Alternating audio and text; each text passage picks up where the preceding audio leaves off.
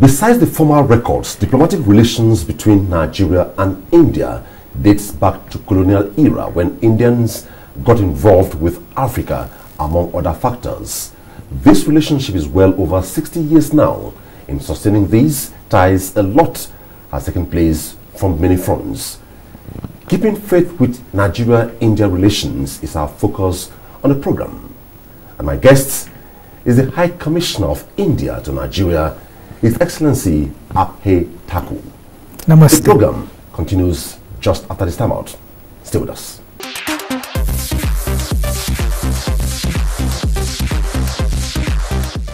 Well, Excellency, once again, welcome to Diplomatic Ties. Thank you and namaste. Well, I'll begin on a lighter note. I know your last mission was Mauritius, meaning you're not new in Africa. Since you arrived in Nigeria, will I say, have you settled in? Well, I think it has been a great experience. It is not only settled in, but I think Nigeria has become a part of me, my whole diplomatic and professional experience, but also my own, personal approach to life in many ways. And there are so many things which I just, love about the manner in which, our Nigerian friends often approach life. And one of the things that I always like to say and recall is that when I fix a meeting, often my Nigerian interlocutors say, "Yes, Excellency, I'll be delighted to come, God willing."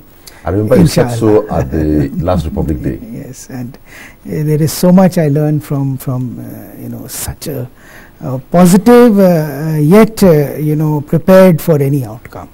I think this is what African resilience and African character is about, and I'm so happy to be here with perhaps the friendliest of our countries across the world, and definitely a great partner in Africa. I know your base is in Abuja, which is the Federal Capital Territory of Nigeria. How many states or locations have you visited? Let's break it down to the 6 geopolitical zones. I have visited, of course, Lagos and multiple number of times because we have a number of interests in and around Lagos. I have visited quite a few states where Indian interests, if I may say, facilities, investments, businesses or communities are based in and around Lagos everywhere, I would say, including Ogun State, Ibadan and all the surrounding areas.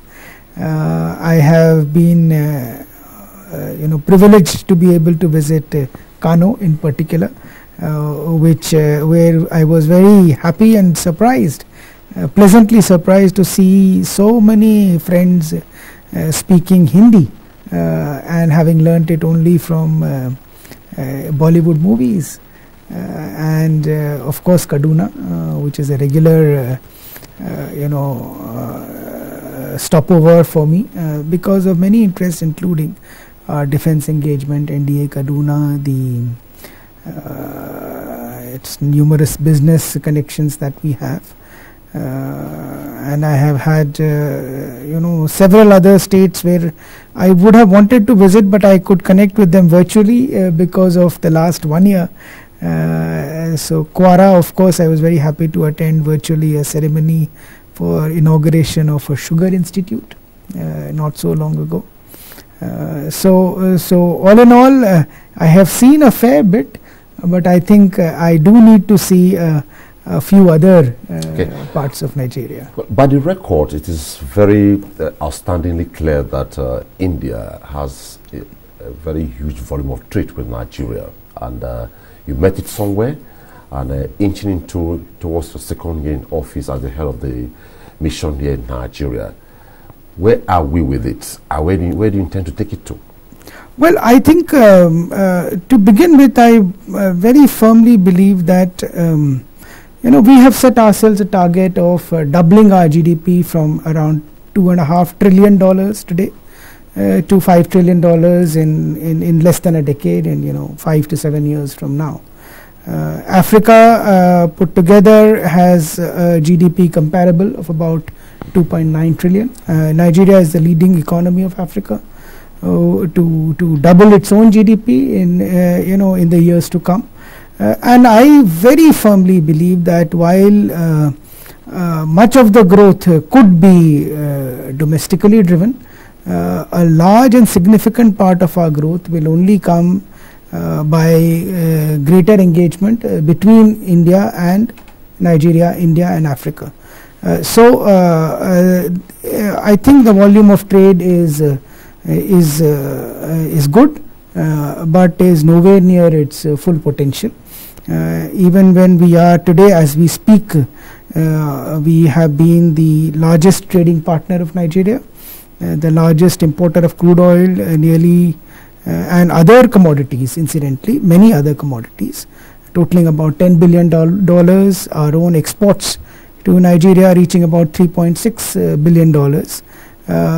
But there can be so much more that we can do together. In fact, we were recently collating the cumulative Indian and Indian origin and Indian managed investments in Nigeria, and we came up with a whopping figure of $19.3 billion. Many of them, in fact, all investments are ultimately Nigerian companies. So let's be clear that any investment that happens in another country is incorporated in that country. Despite this, do you plan hopefully to have maybe a trade mission come to Nigeria very soon, maybe to galvanize or rejig the entire process? We have had a number of interactions, and definitely as things improve in terms of travel and current restrictions, the next India-Nigeria Joint Commission, which covers all aspects, including by accompanying trade delegations, should happen hopefully later this year. We had the first ever India-Nigeria Joint Trade Committee meeting in 2019. We've had the more than 35 business interaction virtually, but very productively in the last 1 year or so. We have engaged across all sectors: engineering, machinery, pharmaceuticals, IT, agriculture products, and so many other areas of common interest.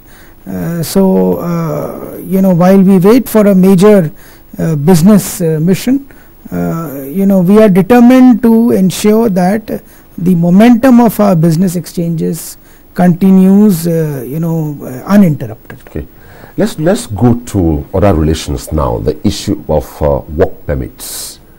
What is the situation now regarding India's policy, and do we have maybe some concession in terms of popularity for Nigerians? Well, India has the areas where Nigerians have the expertise and are working in India are some in the oil and gas sector, because they do have very special expertise. IT, there is a number of Nigerians who are extremely well qualified and are working in the IT sector connected with us. There are also some others in the field of education. But yes, we are quite ready to expand them more, particularly in the field of more trainings, which Nigerians would require. We'd be very happy to have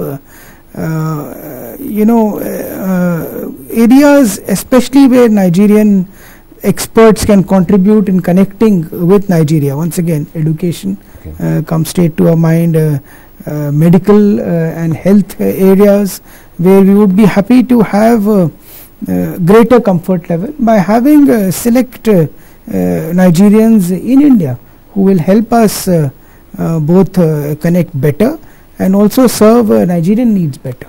Okay, having a chat with the Nigerian High Commissioner to India a couple of years back, about a year now, he raised a concern. A lot of Nigerians also attend higher institutions in India, but they have had cases where at times they go to the wrong hands and they are misled.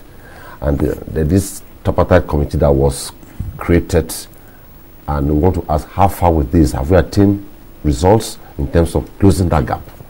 I think we have moved quite a bit. We had the first India-Nigeria consular discussions in September 2019, where we covered the areas of the right institutions, receiving institutions, and the right applicants. It's important to make a good match between both of them.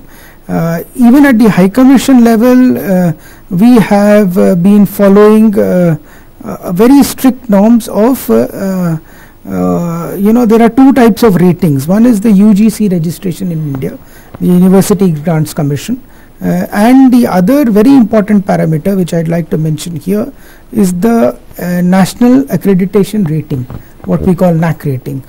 So we actually promote and connect and in fact process visas for those institutions which are well rated by NAC and of course registered with the UGC.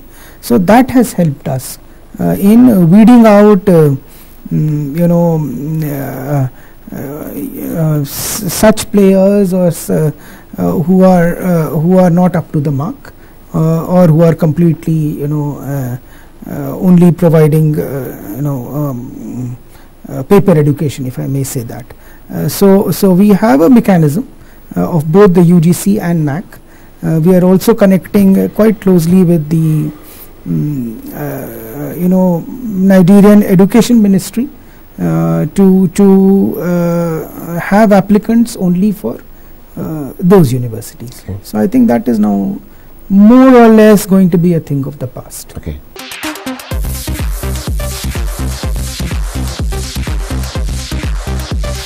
Within this ambit still, but let's go veer off a bit. Medical tourism. If you go to your catalogue, I'm sure Nigerian top the lists, if not the highest, but it's at the top in terms of countries that come in droves to India for medical checkup. And we ask this over the years. I always ask this: are there plans by the Indian government maybe to check cost and even make more money of having a first-class, top-grade medical facility in Nigeria? Yes, in fact, it's a very good question, and this is exactly the direction in which we are working. Not only, as I like to say, not only with in every situation in diplomacy, we have to ensure that we create a win-win collaboration, a win-win situation, so that both sides can benefit and take the cooperation forward, because that is the sustainable and robust basis of taking initiatives ahead. Now, most importantly, when it comes to tourism, it is not only inbound medical treatment in India, but also what is known as reverse medical tourism, where we are sending a number of Indian medical teams to Nigeria, deputing doctors. In fact, I might mention here, I just about 2 weeks ago I visited the Manipal Hospital's establishment in Lagos, the Vedic Life Care. We have a Primus hospital based in Abuja. We have a number of Indian medical doctors and teams which keep visiting all the time. There is the Chandrai Hospital within Abuja, which was inaugurated by His Excellency the President in 2019. We are having very close discussions with medical operators and hospital chains or provinces in Nigeria, in particular in Kano, in Ebonyi, so that we can provide skills and expertise to Nigerian hospitals, help them in capacity building, and create the necessary infrastructure in Nigeria. And I think this is bound to happen more and more as we go ahead, because not everybody will be able to afford medical treatment abroad, and so it is important that we collaborate. The grounds are ready.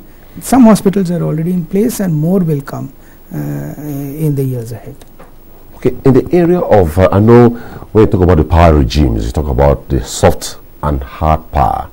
One of the soft powers of India is Bollywood, and one of the soft powers of Nigeria is Nollywood.